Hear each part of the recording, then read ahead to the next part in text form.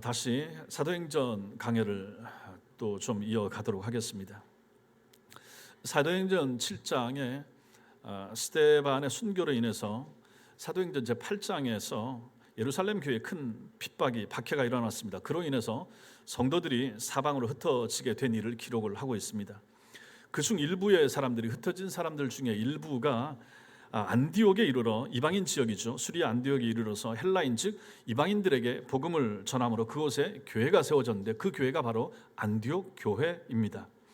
예루살렘 교회에서는 안디옥 지역에, 이방인 지역에 교회가 세워졌다 하는 말을 듣고 바나바를 안디옥 교회 목회자로 파송을 하게 됩니다.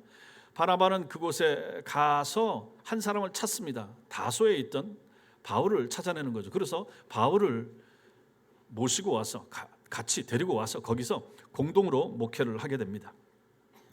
그 후에 바나바와 바울은 안디옥 교회에 파송을 받습니다. 담임 목사 두 사람을 파송을 한 거죠, 교회가. 그래서 선교지로 보내게 됩니다. 그때 지금의 터키, 지금의 남부 지역, 터키 남부 지역으로 제1차 선교 여행을 떠나게 됩니다. 한 1년에서 2년 걸립니다. 그 내용이 사도행전 13장과 14장에 자세하게 나와 있고 그 부분을 우리가 함께 살펴보았습니다. 그 1차 전도 여행을 마치고 돌아온 바울과 바나바가 한 1년 정도 안디옥 교회에서 목회를 합니다. 목회를 하고 있을 때 갑자기 교회에 분란이 생기게 됩니다. 그것은 예루살렘 모교회죠. 모교에서 내려온 어떤 사람들이 안디옥 교인들에게 말합니다. 이방인인 당신들이 구원을 얻기 위해서는 믿어서는 안 되고 예수님만 믿는 거 가지고 안 되고 하나를 더 해야 된다. 할례를 받아야 된다. 예수 믿고 할례까지 받아야 구원에 이를 수가 있다 라는 주장을 폈기 때문입니다.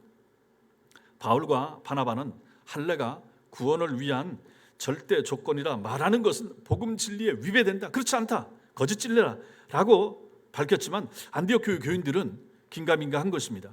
자신들의 구원과 관련된 문제이기 때문에 신중하게 처리하고 싶었습니다. 그래서 바울과 바나바를 포함한 안디옥 교회 대표단을 예루살렘 모교회로 보냅니다. 그래서 모교회는 사도와 장로님들이 있으니까 거기에 예수님의 12제자들이 있고 하니까 그분들이 뭐라고 말하는지 듣고 싶습니다. 그 판단 따라서 우리도 하겠습니다. 이렇게 해서 결국은 대표단을 보내게 됩니다. 그리고 그것 때문에 예루살렘 교회에서는 회의가 열리게 되는 거죠. 이것이 바로 교회 역사에 있어서 최초로 열렸던 회의가 되는데 이것을 가지고 예루살렘 회의, 예루살렘 공의회 이렇게 부릅니다. 오늘 본문은 이 회의에서 결론이 내려진 것까지를 설명을 하고 있습니다. 그 과정과 내용을 기록하는 거죠. 오늘 이 말씀을 통해서 또 하나님이 우리에게 무엇이라 말씀하시는지 잘 살피는 여러분과 제가 될 수 있게 되길 바랍니다. 먼저는 이 회의에 판결을 내린 사람이 있습니다. 최종 판결자에 대해서 보면 예루살렘 공의의 주제가 무엇입니까? 이방인 신자가 할례를 받아야 되느냐 안 받아도 되느냐, 이것이 바로 중요한 핵심 주제였습니다. 15장 앞부분 보시면 6절과 7절에서 보시면 주님을 영접한 이방인들은 구원을 위한 전제 조건으로 율법에 따라 할례를 받아야 한다라고 주장하는 그러한 사람들이 있고 그럴 필요가 없다라고 주장하는 사람들이 있는데 이 두 편 사이에 열띤 토론이 벌어졌습니다. 그 팽팽하던 토론의 균형이 깨어지게 됐는데 이 베드로의 증언 때문에 그렇게 됐습니다. 베드로가 7절부터 10절에서 말합니다. 하나님께서 자신을 통해서 할례 받지 않은 사람에게도 복음을 전하는 일이 있고 내가 거기 증인이다, 갔다 왔다. 그러니 그거 괜찮다, 할례 없어도 된다 말하는 거죠. 그 대상이 누구였습니까? 바로 가이사랴의 이방인 고넬료 일행이었습니다. 그들에게 어떻게 복음이 전해지게 되었고 어떻게 내가 그들에게 세례 주었는지까지 베드로가 설명을 한 것입니다. 11절에서 그래서 베드로가 유대인이든 이방인이든 오직 예수 그리스도의 은혜로만 구원을 받는다라고 마침내 설명하는 것이 11절에 나오는 것입니다. 자기가 경험을 했거든요. 하나님의 은총 가운데서 이방인도 자기가 세례를 줬었으니까 하나님의 은혜로만 이방인도 그리고 우리 유대인도 구원을 받는다라고 선언을 한 거죠. 베드로의 그 선언 앞에서 할례를 주장하는 유대인들마저 사실 말하기가 어렵게 된 거죠. 예수님의 수제자가 그렇다고 하니까요. 그리고 나서 이제 그 현장에 있었던, 그리고 제1차 전도 여행을 다녀왔던, 그리고 이방인 교회를 담임하고 있는 바나바와 바울의 말을 들어봐야 했던 것입니다. 그것이 12절 내용입니다. 오늘 우리가 읽었던 12절은 한 절 짧게 나와 있지만 여기서 길게 설명을 했을 것입니다. 그 내용은 이미 저 앞에 다 나와 있는 13장과 14장에 나와 있는 내용을 거기서 설명했을 것이라 하는 것입니다. 예루살렘 교회 출신인 바나바가 먼저 얘기를 했을 것이고 바울이 뒤를 이어 증언하는 방식으로 그들은 하나님께서 제1차 전도 여행 중에 자신들을 도구로 삼아서 이방인들 구원을 위해서 어떻게 일하셨는지, 어떤 표적이 나타났는지, 그래서 얼마나 많은 사람들이 도와라 왔는지를 자세하게 설명을 했을 것입니다. 자, 그렇게 베드로와 바울 및 바나바의 이제 증언이 끝나고 나서 이의를 제기하는 사람들이 없자 이제 최종 판결만 내리면 되는 순간이 왔습니다. 그 최종 판결은 일반적으로 예수님의 수제자라 불리었던 베드로가 내릴 것으로 우리는 생각하기 쉽지만 예루살렘 공의에서 최종 판결을 내린 사람은 베드로가 아니었다는 것입니다. 13절 말씀 같이 읽겠습니다. 시작. 말을 마침에 야고보가, 누가 나옵니까? 야고보가 나오는 거예요. 야고보가 이 예루살렘 공의의 모든 것이 다 마쳐진 다음에 최종 판결을 내리더라 하는 것입니다. 이 야고보가 누굽니까? 예수님의 제자인 동시에 사도 요한의 형제인 야고보는 아닙니다. 그 야고보는 이미 사도행전 12장 2절에서 헤롯 아그리빠에 의해서 순교를 당하고 없기 때문입니다. 그러면 여기 본문에 나오는 야고보가 누굽니까? 예수님의 친동생 야고보가 되는 거죠. 마태복음 13장 55절에 기록되어 있는 것처럼 그 형제들이 야고보, 요셉, 시몬, 유다, 이 앞에 이제 자매들도 있습니다. 그러니까 자매들도 복수 형태로 나오니까 2명 이상 될 수 있으니까 예수님의 동생들은 저 4명의 남자 동생과 최소한 2명 이상의 여동생들까지 있었을 것이라 하는 것이죠. 순서대로 나오는 것을 보면 야고보가 바로 밑에, 예수님의 바로 밑에 동생, 다음 요셉, 시몬, 유다는 유다서를 쓴 유다가 되는 것이고, 이렇게 되는 거죠.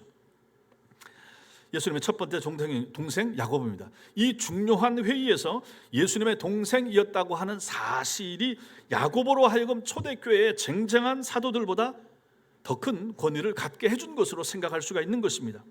그런데 보십시오. 엄밀한 의미에서 예수님과 야고보는 친형제가 아니죠. 예수님께서는 성령으로 잉태되셨지만은, 그래서 하나님의 독생자이신 반면에 야고보는 아버지 요셉과 어머니 마리아의 피를 이어받은 인간에 불과하기 때문입니다. 어머니는 같은데 아버지는 다르다, 이렇게 볼 수가 있죠. 그러나 예수님이나 야고보나 한 어머니 마리아의 태에서 태어났다라는 점에서는 세상 사람들이 보기에 예수님과 야고보는 틀림없는 형제지간에 맞습니다. 30살쯤 돼서 예수님께서 공적인 생애를 시작하셨습니다.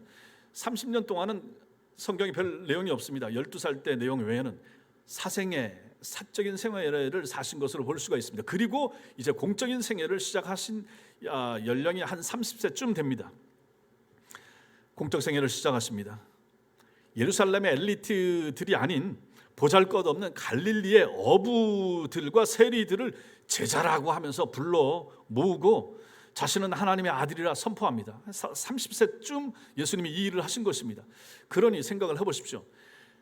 30년 동안 잘 있으면서 목수 아버지 일을 도와주던 그 예수님이 동생들 입장에서 형이, 오빠가 어느 날 갑자기 그 참 보잘것없어 보이는 사람들을, 거렁뱅이 비슷한 사람들을 불러 모으더니 12명 데리면서 내가 지도자고 내가 하나님의 아들이고 하나님 나라를 선포한다고 하니까 얼마나 이상했겠습니까? 동생들 입장에, 가족들 입장에서 말입니다. 그런데 그것이 바로 예수님의 공적인 생애의 시작이 되었다 하는 것입니다. 그러니까 주위 사람들은 뭐라고 말합니까? 미쳤다고 하는 거죠. 마가복음 3장 21절 이런 데도 보면 예수님을 향하여 사람들이, 주변의 사람들이, 친족들도 마찬가지로 미쳤다 말할 수밖에 없죠. 주님이 살아계실 때 야고보를 포함하여 형제들 중 그 누구도 예수를 믿지 않았습니다. 메시아로 구세주로 믿은 사람들은, 믿은 동생들은 아무도 없습니다. 그런데 고린도전서 15장 7절에 의하면 주님께서는 동생이었던 야고보를 찾아가서 부활하신 다음에 당신의 부활하신 모습을 친히 보여주시는 것이 고린도전서 15장에 나옵니다. 당신이 이 땅에 강림하신 하나님의 아들 메시아이심을 30년 가까이 살아온 동생 야고보에게 친히 확인시켜 주시기 위해서 이 일을 하신 것입니다. 이때쯤 예수님의 나이는 33, 34, 부활하신 죽으시고 부활하신 다음이니까 그러면 그 동생 야고보는 한 2살이나 3살 어리지 않겠습니까? 그 동생에게 나타나서 내가 하나님의 아들이고 내가 참 구세주 메시아라라고 하는 것을, 내가 부활했다 살아났다 하는 것을 부활하신 예수님께서 자기 친동생 야고보에게, 성경에 의하면 나머지 동생들에게 보여줬다는 얘기가 없으니까 우리는 일단 야고보에게 분명히 나타나서 보여줬다 하는 것을 우리는 알게 되는 거죠. 왜 거기에 나타나서 보여줬겠습니까? 믿으라는 거죠. 누구에게? 야고보에게.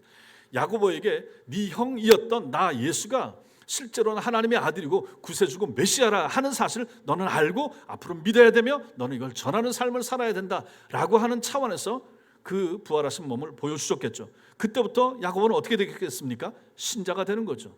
부활 예수를 만난 참 신자가 되었겠죠.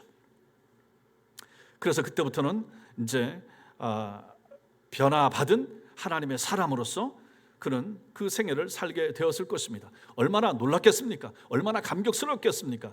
내 형인 줄 알았는데 3년 동안 이상한 짓을 하고 미쳤다고 생각을 했었는데 그러다가 결국은 십자가에 달려서 비참하게 죽어서 가족들이 다 마음에 상처가 났었는데, 그런데 사흘 만에 죽었던 형님이 살아나서 자기 눈앞에 보이고 내가 메시아라 그러고 하나님의 아들이라고 하니까 얼마나 놀랐겠으며 또 얼마나 감격스러웠겠으며, 형님이 했던 그 내용이나 삶이나 30년 가까이 자기가 지내와서 옆에서 보았던 형의 모습이 진짜 하나님의 아들이고 메시아고 구세주였다라고 하는 것이 확실히 믿어지는 순간이 되었을 것이라 하는 것입니다. 그때부터 야고보는 전혀 다른 생애와 삶을 살게 되었을 것입니다. 그 다음에는 경건하고 신실한 성도가 되었으며 예루살렘 교회를 지도하는 나중에 감독까지, 장로까지 되었다라는 것입니다. 그래서 예루살렘 교회의 최고 지도자가 된 거죠. 거기 쟁쟁한 예수님의 12 사도들이 있었음에도 불구하고 실제로 그 사도들보다도 더 권위 있는 사람이 예수님의 친동생 야고보. 단순히 동생이었다는 것뿐만 아니라 그 부활 예수를 만나고 그 다음에 그의 삶 자체가 많은 예루살렘 교인들에게 본이 되고 덕이 되었기 때문에 사람들이 그를 예루살렘 교회 최고 지도자로 인정하게 되었을 것이라 하는 것입니다. 그런 그였기 때문에 행위가 아닌 오직 믿음으로 인한 구원의 교리를 확정 짓는 이번 회의에 결정을 주도했고 앞에 나서서 결정을 내리게 되었을 것이라 하는 것입니다. 이 사람 야고보가 기록한 성경이 야고보서 아닙니까? 행위가 얼마나 중요한지를, 그래서 그는 기록을 남겼던 것입니다.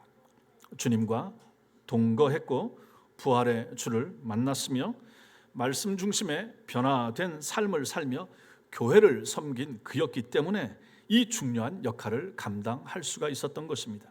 보십시오. 주님이 먼저 야고보에게 찾아오셨죠. 인격적으로 만나 주셨죠. 그러고 나니까 안 변할 리가 없죠. 안 변할 리가 없죠. 전인격적인 변화가 야고보에게 나타났던 것입니다. 그리고 나서 야고보는 새로운 인생을 살게 됐고 결국은 가장 시간이 좀 흐른 후에 가장 중요한 회의, 이때가 주후 한 49년, 50년 이때쯤 됐을 것입니다. 예수를 만난 지 믿은 지 한 20년 가까이 흐른 이때 시점에서는 예루살렘 초대교회의 가장 중요한 역할을 감당하는 사람이 되었으며, 그래서 가장 중요한 회의에 결정을 내려는 일을 야고보가 주도했다. 예수를 만나서 변화된 생애를 살았던 주님의 동생 야고보가 이 일을 감당했다는 것입니다. 두 번째로 우리는 선지자들의 이 예언과 일치한다라고 하는 것을 우리는 볼 수가 있습니다. 이런 모든 내용들이, 야고보는 단순히 하나님께서 이방인 고넬료 일행을 구원해 주셨다라는 베드로의 증언과 그 증언에 대한 자신의 주관적인 판단에 근거하여 이방인 할례를 금지하는 최종 판결을 내린 것이 아닙니다. 15절 말씀, 15절 같이 읽겠습니다. 시작. 선지자들의 말씀이 이와 일치하도다 기록된 바. 이걸 보면 선지자들이 한 말이 일치했기 때문에 자기가 이런 결정을 내리게 됐다, 이 말이 되는 것입니다.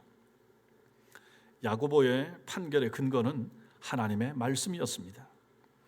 하나님께서 이방인 고넬료 일행을 구원해 주신 사실을 입증한 베드로의 증언은, 베드로가 앞에서 먼저 말을 했잖아요. 하나님께서 선지자들을 통해서 주신 말씀과 정확히 일치한다라고 야고보가 얘기를 하는 것입니다. 다 얘기를 들었잖아요. 베드로가 얘기를 하고 바나바가 얘기를 하고 바울이 얘기를 하고 더 이상 얘기할 사람들이 없게 되자 마지막으로 이제 야고보가 얘기를 하는 거죠. 야고보가 얘기를 하면서 결정을 내리면서 하는 얘기가 다 들어봤더니 베드로가 저렇게 했던 것도 결국은 구약 성경에 이미 예언돼 있었던 선지자의 예언과 일치한다. 이렇게 이제 말을 하는 것입니다. 여기서 일치하다, 이것은 원어적으로 봤을 때 함께 같은 소리를 내다라는 뜻입니다. 따라서 베드로의 증언과 선지자들의 말씀이 일치한다라고 하는 것은 하나님께서 이방인 고넬료 일행을 구원해 주셨다라고 하는 베드로의 간증, 베드로의 증언은 베드로 개인의 말이 아니라 이미 구약의 선지자들을 통해서 말씀하셨던 하나님의 말씀의 성취다, 하나님의 말씀과 똑같은 내용이라, 이렇게 말하는 것입니다. 야고보가 또 그 근거를 듭니다. 이것이 16절과 17절에 나오는데 16절, 17절 같이 읽겠습니다. 시작. 이후에 내가 돌아와서 다윗의 무너진 장막을 다시 지으며 또 그 허물어진 것을 다시 지어 일으키리니 이는 그 남은 사람들과 내 이름으로 일컬음을 받는 모든 이방인들로 주를 찾게 하려 함이라 하셨으니, 여기 16절 앞에, 이후에 앞에 뭐가 써 있습니까? 여러분 성경에도 기억 이렇게 나와 있습니까? 맨 밑에 가면 뭐가 나와 있죠? 아모스 9장 말씀이 나와 있죠. 그러니까 지금 이 야고보가 인용하는 말임이 아모스서 9장 11절과 12절 말씀을 인용한 말씀이 바로 이것이 된다 하는 얘기입니다. 그러니까 이미 이 말씀에 대하여 야고보는 알고 있었던 거죠. 베드로가 행했던 고넬료 집안의 구원의 역사는 그냥 된 것이 아니고 이제 판단을 해보니까 아하, 아모스서 9장에 약속됐던 말씀의 성취가 베드로를 통해서 나타났다 하는 것을 설명을 하는 거죠. 그래서 16절 보시면 하나님께서 다윗의 무너진 장막을 다시 일으키시겠다라고 하는 이 내용은 뭡니까? 옛날 다윗 왕조를 다시 일으키시겠다, 그 내용이 아니고 다윗의 후손으로 이 땅에 오실 예수 그리스도의 십자가 위에 하나님 나라를 향한 통로인 교회를, 신약시대 교회를 이 땅에 세우시겠다, 그런 의미가 되는 것입니다. 다윗의 무너진 장막을 다시 일으키시겠다, 하나님의 교회를 다시 일으켜 세우시겠다, 그런 뜻이 되는 거죠. 그 이유가 무엇입니까? 17절입니다. 하나님께서 주님을 통해서 이 땅에 세우시는 교회는 유대인들뿐만 아니라 택하신 모든 이방인들, 즉 만민을 위한 교회라 하는 것을 하나님께서 직접 밝히신 것입니다. 그러니까 아모스가 말한 그 내용이 여기서 성취가 되는 거죠. 18절 말씀 보시면 이방인에 대한 하나님의 구원은 본래 계획에 없던 것이 갑자기 나타난 것이 아니라 오래전부터 예정된 하나님의 섭리였다 하는 것이죠. 그래서 즉 예로부터, 옛날부터 이것을 알게 하시는 주의 말씀이라, 이렇게 말씀하는 것이죠. 이것에 대한 예를 우리가 구약에서 볼 수가 있습니다. 출애굽하는 이스라엘 백성들을 예를 들 수가 있습니다. 출애굽기 12장 38절에 보면 저기 말씀 나오죠. 많은 잡족과 양과 소와 심이 많은 가축이 그들과 함께하였으며, 저게 무슨 말입니까? 이스라엘 백성들이 애굽에서 출애굽하는데 이스라엘 백성들만 나온 게 아니라 양도 데리고 오고 소도 많이 데리고 오고 가축도 많이 끌고 광야를 나오는 것입니다. 결국 저것들 다 데리고 홍해를 건너는 거죠. 그리고 광야를 간 거죠. 근데 또 누가 있습니까? 많은 잡족과 하고 나오죠.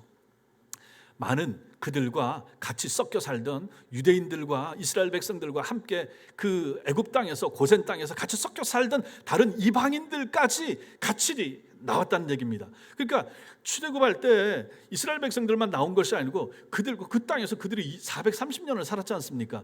그러면서 이제 다른 이방인들도 같이 섞여 살고, 우리나라에도 지금 동남아에서 사람 오고 뭐 러시아에서 사람 오고 이렇게 다 같이 섞여 살게 된 것처럼 다른 전 세계들도 마찬가지잖아요. 그 당시에도 그랬다 하는 것입니다. 그런데 이스라엘 백성들이 출애굽할 때, 모세와 함께 나올 때 그 많은 잡족도 함께 같이 나온 거예요. 이것도 가만히 보면 무슨 뜻인가? 아하, 이 구원의 반열에 있어서 유대인만, 이스라엘 백성만 구원받는 것이 아니고 이미 구약에서부터 다른 이방인들까지 함께 구원의 은총을 같이 누리게 됐다 하는 것을 보여주는 것입니다. 그것뿐만 아니잖아요. 요나서 말씀을 보면 니느웨 사람들이 회심하잖아요. 요나의 설교와 선포를 통하여 그들은 이방인들입니다. 그들도 구원받는 내용이 나오잖아요. 그러면 아하, 이 구원이 이스라엘 백성들 히브리 민족에만 해당되는 것이 아니라는 사실이 이미 구약에도부터 조금씩 나타났고 이제 신약에 와서는 더 확실하게 나타났는데, 그것이 공식적으로 나타난 것이, 그 사건이 무엇인가? 베드로의 고넬료 가정에 찾아가서 복음을 전한 것, 그것이 바로 공식적으로 시작이 된 것이고, 이 일을 보다 본격적으로 감당하게 된 사람이 누군가? 이게 바로 바울이 되는 것입니다. 그래서 베드로의 내용이 사도행전 앞부분 한 12장 정도까지 나오고, 그 다음부터는 바울의 이방인 선교에 대해서 나오게 되고 있다 하는 것입니다. 이렇게 야고보는 아모스 말씀을 인용하면서 하나님께서 베드로를 통해서 이방인 고넬료 가족을 구원해 주신 일이 바로 그 구약성경 말씀의 성취라라고 말하는 것입니다. 그처럼 하나님께서 예수 그리스도의 십자가 위에 세우실 교회를 통해서 이제는 유대인뿐만 아니라 많은 이방인들까지 구원해 주시는 것은 너무도 당연한 일이었습니다. 그런데 중요한 사실을 보십시오. 뭡니까? 오늘 이 본문의 내용과 아모스 9장 사이에 시차가 있습니다. 얼마의 시차가 있습니까? 750년입니다. 아모스가 이 예언을 한 때가 지금 이 사도행전 이때로부터 주후 49년, 50년 이때로부터 750년 전, 800년 전입니다. 얼마나 오래전에 이 내용을 아모스가 예언을 했습니까? 어떤 예언입니까? 앞으로 이방인들도 복음 안으로 들어오게 될 것이다 라고 하는 예언이 되는 것이요. 다시 말해서 아모스를 통한 하나님의 말씀은 약 750년이 지나서야 이루어졌다는 것입니다. 그 긴 세월 동안에도 하나님의 말씀이 효력을 잃지 않았습니다. 오히려 750년이 지나 하나님의 때가 되었을 때 그 말씀은 베드로를 통해서 고넬료 가정에 박해를 피해서 흩어진 성도들을 통해서 안디옥 교회에 정확히 이루어졌던 것입니다. 고넬료 가정이 베드로를 통해서 복음을 받아들이는 것, 그 다음에 박해받아 흩어진 사람들을 통하여 안디옥 지역에 있던 사람들이 복음을 받아들인 것, 이 다 이방인들 아닙니까? 이방인들이 복음 안으로 들어올 것에 대하여 아모스가 750년 전에 예언한 것이 이제 750년 후에 성취가 되더라 하는 것입니다. 구약 말씀은 신약 시대에 성취되었습니다. 구약 말씀과 신약 말씀은 우리 시대에 성취되고 있다는 사실을 믿으시기 바랍니다. 하나님의 말씀은 예언과 성취의 기록인 것입니다.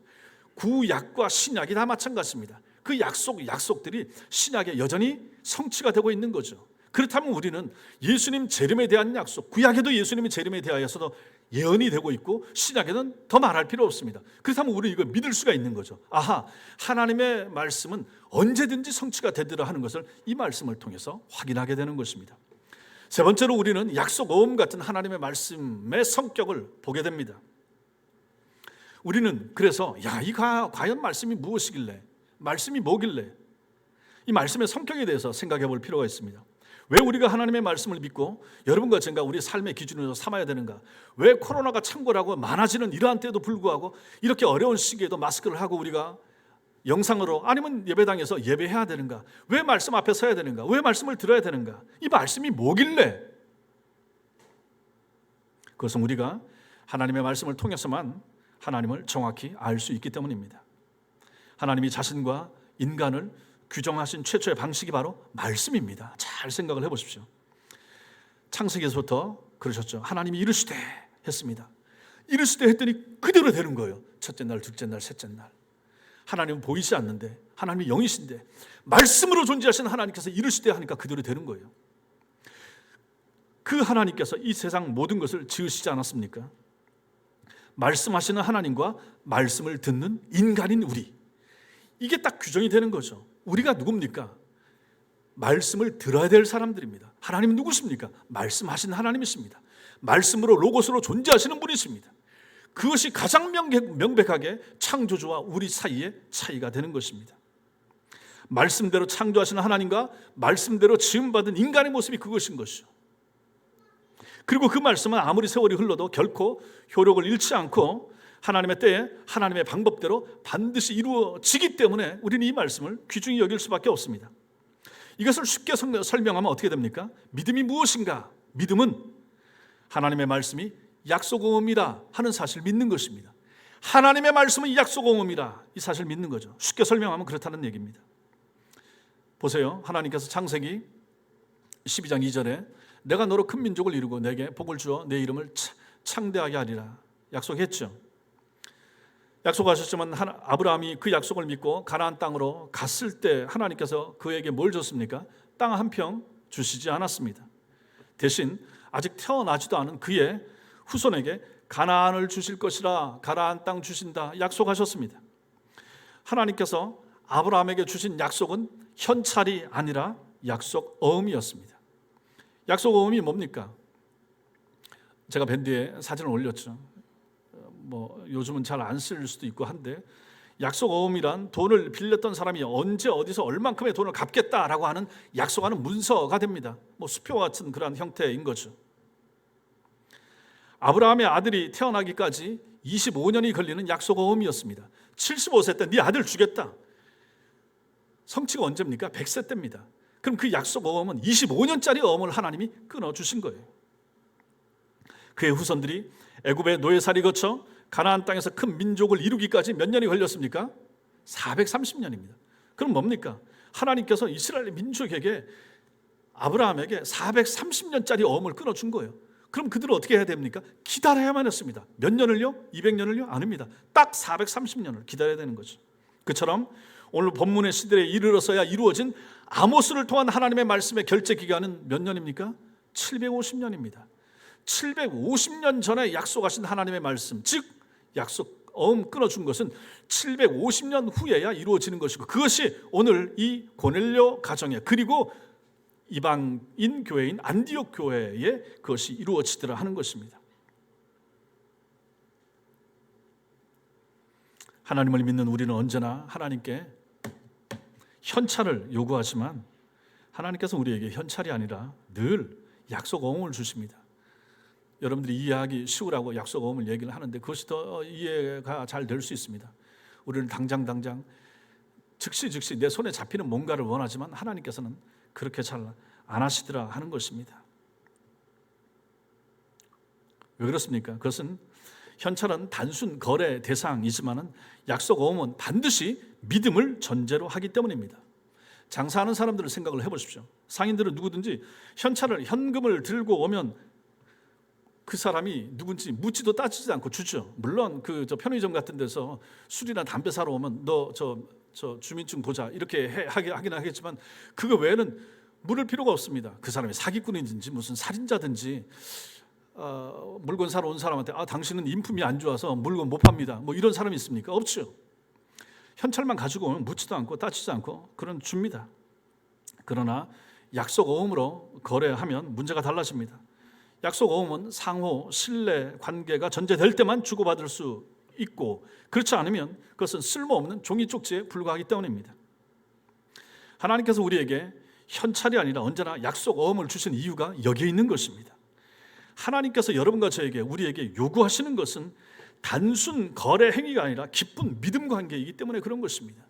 이것이 하나님과 우리 사이가 다른 이유가 여기에 있는 것입니다. 반면 우리는 늘 하나님께 현찰을 요구하는 것은 하나님께 종종 거래하고 싶어 하는 마음이 들기 때문에 그런 것입니다. 우리의 기도도 그렇지 않습니까? 하나님 이렇게 해주시면 제가 이렇게 하겠습니다. 이러한 행위들이 다 여기에 해당되는 거죠. 이건 거래 행위가 되는 거죠. 신뢰 행위가 아닌 거죠. 거래 행위로는 하나님과의 믿음의 관계가 잘 세워질 수도 없고 깊어질 수도 없으며 지속되기도 어렵다 하는 것입니다. 그래서 우리를 사랑하시는 하나님께서는 우리와 깊은 믿음의 관계가 지속될 수 있도록 항상 우리에게 약속 어음을 끊어주신다 하는 것입니다. 기다리라 하는 거죠. 여기에 힘이 있는 것이고 여기에 우리의 어려움이 있는 것입니다. 당장 눈에 보이지가 않는 거죠. 기도도 마찬가지잖아요. 앞으로 일어날 일에 대해서도 마찬가지인 것이고 우리는 당장 원하고 지금 필요한데 하나님께서는 물론 때로 즉시 주기도 하지만 많은 경우에 주님께서는 시간을 뒤로 늦춰서 약속 어음을 끊어 주시더라 하는 것입니다. 이 사실을 우리가 깨닫지 못하면 우리는 우리의 조급증 때문에 하나님을 오해하게 됩니다. 그리고 하나님과의 관계가 왜곡되기도 합니다. 그러나 하나님의 모든 말씀이 약속 어음이라 하는 사실을 아는 사람에게는 성경 말씀 전체가 다 자신을 위한 약속 어음 뭉치가 된다는 사실을 우리가 알게 되는 것입니다. 그렇지 않습니까?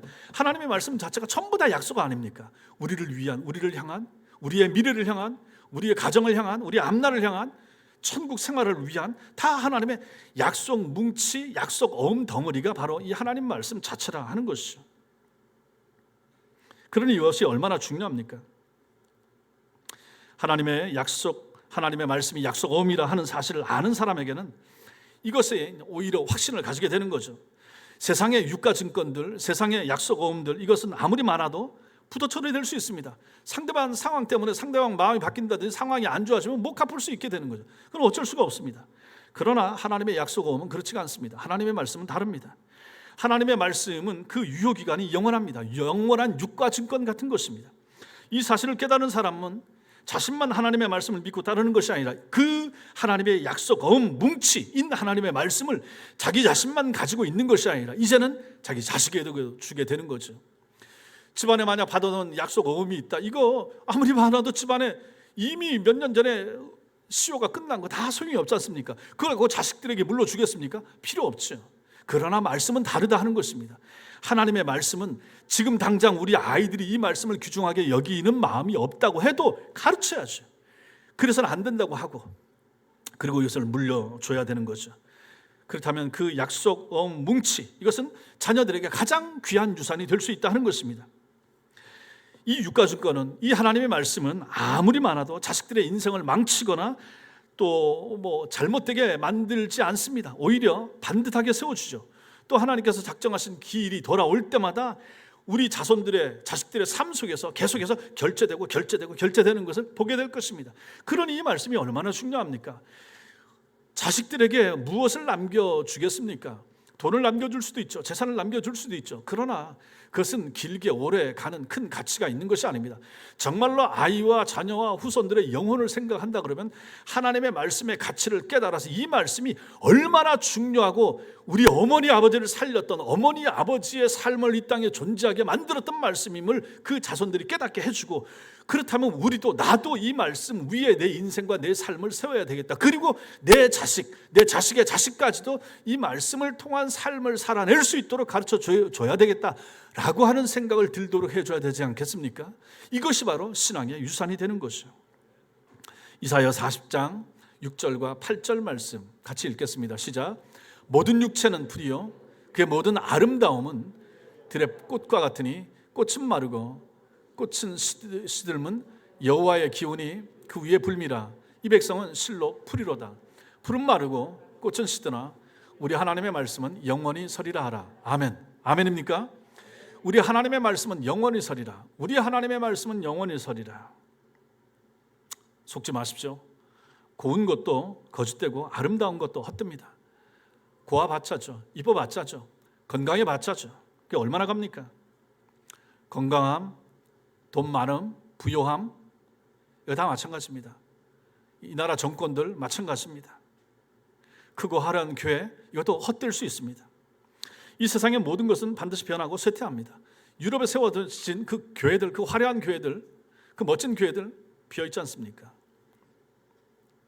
다 마찬가지라는 것입니다. 아무리 세월이 흘러도 변치 않고 반드시 이루어지는 것은 오직 하나님의 말씀뿐입니다. 하나님의 말씀은 지난 수천 년 동안 인류의 역사 속에서 이루어져 왔고 지금도 이루어져 가고 있으며 앞으로도 반드시 이루어질 영원한 약속 어음이 되는 것입니다. 그래서 말씀이 중요하다라고 그토록 말씀을 드리는 거죠. 이거 한번 읽는다고 무슨 당장 변화가 나타나는 것도 아니고 읽어도 잘 이해가 안 되기도 하고 다음에 읽으면 또 새롭기도 하고, 그럼에도 불구하고 우리는 이 말씀에 우리의 인생을 여기에 걸 수밖에 없다 하는 것입니다. 우리 교회의 근거가 여기에 세워질 수밖에 없는 거예요. 그래서 말씀을 배워야 됩니다. 다른 프로그램 어느 교회에서 했더니 잘 되더라, 이렇게 했더니 사람이 많이 모이들더라, 그걸 가지고 도입하는 것이 아니라 하나님의 말씀을 차근차근 시간이 걸리고 1년 걸리고 2년 걸리고 3년 걸려도 하나님의 말씀을 잘 가르쳐서 하나님 말씀 위에 세워지는 내 인생, 우리 가정, 우리 교회 되도록 하는 것이 반듯하게 교회를 세워나가는 일이 될 것이고, 이것은 하나님의 영원한 변치 않는, 사라지지 않는 약속 어음이기 때문에 그렇다 하는 것을 우리는 이 말씀에서 보게 되는 것입니다. 마지막으로 우리는 야고보가 내리는 최종 판결의 내용을 살펴봐야 됩니다. 이제 야고보는 이방인의 할례에 대해서 긴 논쟁 끝에 마침내 판결을 내립니다. 이것이 19절부터 21절까지의 내용이 됩니다. 여기 보시면 19절에 그러므로 내 의견에는, 이것이 원문 성경에 보면 그러므로 내가 판결한다 이렇게 됩니다. 지금 야고보는 공의회에 참석한 참관자의 입장에서 이방인 할례에 대하여 또 하나의 의견을 밝히는 것이 아닙니다. 그는 1인칭 주어를 사용하여 예루살렘 공의회 의장의 자격과 권위로, 더욱이 자신이 앞에서 인용한 하나님의 말씀의 권위로 내가 이제 판결하노라 이렇게 말하는 것입니다. 이제 자신이 내리는 이 판결에 대해서 누구도 번복할 수 없는 최종 판결이라, 그런 뜻이 담겨 있습니다. 그 최종 판결의 내용은 주님을 영접한 이방인들을 괴롭게 하지 말라는 것입니다. 그래서 보시면 내 의견에는 이방인 중에서 하나님께로 돌아오는 자들을 괴롭게 하지 말고, 하나님께서 예수 그리스도 안에서 이미 당신의 자녀로 영접한 사람들, 이런 사람들, 예수 믿게 되고 복음 안으로 들어온 사람들에게 할례라고 하는 이러한 걸림돌을 줘서 그 사람들을 괴롭게 만들지 말라, 그 내용을 하고 있는 것입니다. 구원을 위한 필수 조건, 전제 조건으로 할례 의무를 요구하는 것은 이방인들이 교회로 들어오는 것을 막는, 괴롭히는 범죄 행위라라고 야고보는 단정하고 있습니다. 예수 그리스도를 믿는다면서도 잘못된 그릇된 유대주의에 빠져서 이미 구원받은 멀쩡한 하나님의 자녀들에게 구원을 위한 필수 조건으로 할례를 요구하는 이 유대인 그리스도인들의 행위를 하나님의 자녀를 괴롭히는 범죄 행위라, 이렇게 판정하고 있는 것입니다. 그리고 복음 안으로 돌아온 신자가 된 이방인들에게 단지 한 4가지 정도를 요구하는 것이죠. 그게 이제 뒤에 있습니다. 20절 읽겠습니다. 시작. 다만 우상의 더러운 것과 음행과 목매어 죽인 것과 피를 멀리하라고 편지하는 것이 옳으니, 이렇게 말합니다. 4가지. 먼저 우상의 더러운 것을 먹지 말라. 다시 말해서 이방신의 우상에게 제물로 바쳐진 음식을 먹는 거 하지 말라. 그 당시에는 시장에서 그런 걸 많이 팔았거든요. 둘째로 음행을 하지 말라. 이교 신전에서는 신전 창기 창녀들이 있어서 신의 이름으로 아무 죄의식 없이 합법적으로 음행이 이루어졌는데 그거 해서는 안 된다. 신자답게 살아야 된다. 셋째와 넷째, 목매어 죽인 짐승 먹지 말고 피를 먹고 마시는 거 이거 하지 말라, 이렇게 말합니다. 목을 치지 않고 목매어 죽인 짐승은 피가 빠지지 않았기 때문에 그 짐승 고기 먹는 거, 그 피를 함께 먹는 것이라, 그런 의미가 되는 거죠. 이것은 유대인들이 제일 싫어하는 4가지거든요. 그러니까 유대인 신자들과 이방인 신자들이 하나가 되는 데 있어서 유대인 신자들에게 너는 이 사람들에게 할례 받아라 하는 말 이거 하지 마라, 이거 필요 없다. 당신들도 이제 참 신자가 돼서 같이 유대인 신자들과 교제하기 위해서는 이 사람들이, 유대인들이 너무 싫어하는 4가지 이것만 좀 하지 않았으면 좋겠다, 이 말을 하는 거죠. 우상의 더러운 음식 먹는 거, 음행하는 거, 그 다음에 목매어 죽인 짐승 먹지 말고 피 먹는 거, 이것만 안 하면, 이것이 구원의 조건은 아니지만 이거 안 하면 이 유대인 기존의 신자들과 잘 어울리고 화합할 수 있으니까 이 정도는 이방인인 당신들이 해주면 좋겠고, 유대인인 당신들은 이들을 향하여 절대로 할례 받아야 된다, 이 말 하지 말라. 그러면 우리는 하나가 될 수 있다라고 최종 판결을 야고보가 내리고 있는 것입니다. 사랑하는 성도 여러분, 교회 내에 갈등을 해결하는 초대교회 성도들의 모습을 우리는 여기서 봅니다. 자신들의 입장은 달랐지만 결론은 하나님의 말씀에 근거하여 내리고 있습니다. 고넬료 가정을 구원한 베드로의 환상 체험도 결국은 말씀에 근거한 것이었고, 바나바와 바울의 이방인 선교도 하나님의 말씀에 순종한 결과였습니다. 이 모든 논쟁과 상황을 살피고 판결을 내리는 이 야고보도 아모스 말씀의 성취입니다 라고 결론을 딱 내리고 있는 거죠. 유대인 신자들에게는 더 이상 이방인 신자들에게 구원을 위한 조건으로 할례를 주장하지 마십시오, 그것을 얘기하고, 이방인 신자들에게는 유대인 신자들이 기피하는 그 4가지 정도만 금지해 줄 것을 당부하는 선에서 마무리 지은 것입니다. 초대교회가 어렵고 곤란한 문제들을 이렇게 슬기롭게 극복함으로써 복음 진리를 확립하고 성장하는 계기로 삼았던 것처럼, 여러분과 우리 교회 또한 문제를 만나게 될 때 말씀 안에서 지혜롭게 잘 대처하는 것이 필요합니다. 이렇게 할 때 말씀이 뭐라고 말하는가, 말씀이 과연 나에게 뭐라고 말씀하시는가를 잘 살피는 성도와 교회, 그래서 말씀 따라 살라고 애를 쓸 때 하나님께서 우리 교회에 복 주지 않겠습니까? 말씀을 붙잡고 살라고 애를 쓰고 말씀 읽고 기도하고 또 말씀 읽고 교회 와서 말씀 배우고 설교 잘 듣고 이렇게 하나님 앞에 반듯하게 살라고 할 때 그 성도와 그 가정 하나님이 복 주지 않겠습니까? 이렇게 말씀 위에 든든하게 바로 세워지는 여러분 가정과 우리 교회가 되기를 주님의 이름으로 축원합니다. 기도하겠습니다.